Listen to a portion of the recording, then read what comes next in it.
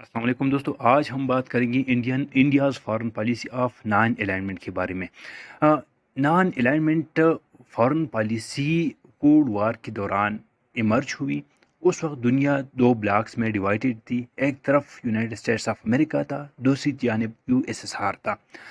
تو اس وقت اپنی فارن پالیسی کے گولز کو اچیو کرنے کے لیے، کو پرسو کرنے کے لیے یہ فارن پالیسی اڈاپٹ کی گئی، جو کہ انڈیا کی پہلی پرائم منسٹر جواہر لال نہرو 1950 میں اس نے اس کو فارمولیٹ کیا۔ اس کی جو فنڈامنٹل پرنسپل تھی وہ یہ تھی کہ respect for national sovereignty and territorial integrity, دوسری promotion of world peace and disarmament، تیسری non interference in the internal affairs of other countries، چوتھی respect for human rights and fundamental freedoms، اور پانچویں promotion of economic and cultural cooperation۔ یہ India کی non alignment policy اس بیس پر belief تھی، یہ ان کا belief تھا کہ کسی بھی بلاک کا حصہ نہ بننا ہے ہمیں، اور ہم نے میوچول کوآپریشن یا دونوں بلاکس کے درمیان ایک کوآپریشن کا رول ادا کرنا ہے، کسی بھی بلاک کا حصہ نہیں بننا ہے۔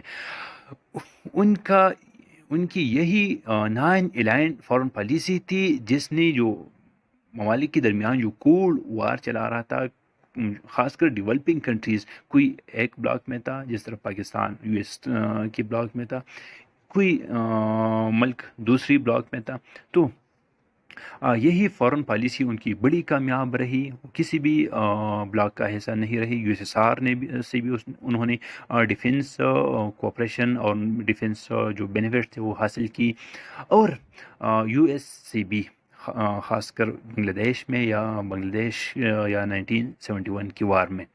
اب ان کی یہی فارن پالیسی جو تھی، اب تو ظاہر ہے انڈیا ایک میجر پلیئر ہے ورلڈ پالیٹکس میں، لیکن اب بھی ان کی جو فارن پالیسی ہے اس میں یہ بالکل کلیئر کٹ ہمیں نظر آ رہا ہے۔ کس طرح آج کے دور میں جو نیو کولڈ وار چائنا اور US کے درمیان جاری ہے، اس میں اس میں انڈیا جو ہے وہ کوارڈ کا بھی ممبر ہے۔ کوارڈ جس طرح آپ جانتے ہیں کہ اس میں 4 ممبر آسٹریلیا، جاپان، انڈیا اور US ہے، یعنی US کے ساتھ بالکل کوادریلیٹرل جو سیکیورٹی ڈائلاگ ہے اس کا بھی حصہ ہے۔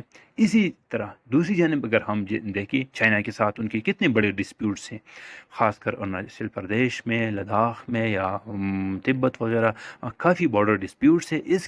اس کے بعد بھی یہ دونوں برکس کا حصہ ہے۔ اب برکس جو 2001 میں بریک تھا، جس میں برازیل، رشیا، انڈیا اور چائنا یعنی 4 ممالک شامل تھے، پھر 2010 میں ساؤتھ افریقہ بھی اس میں شامل ہوا، اور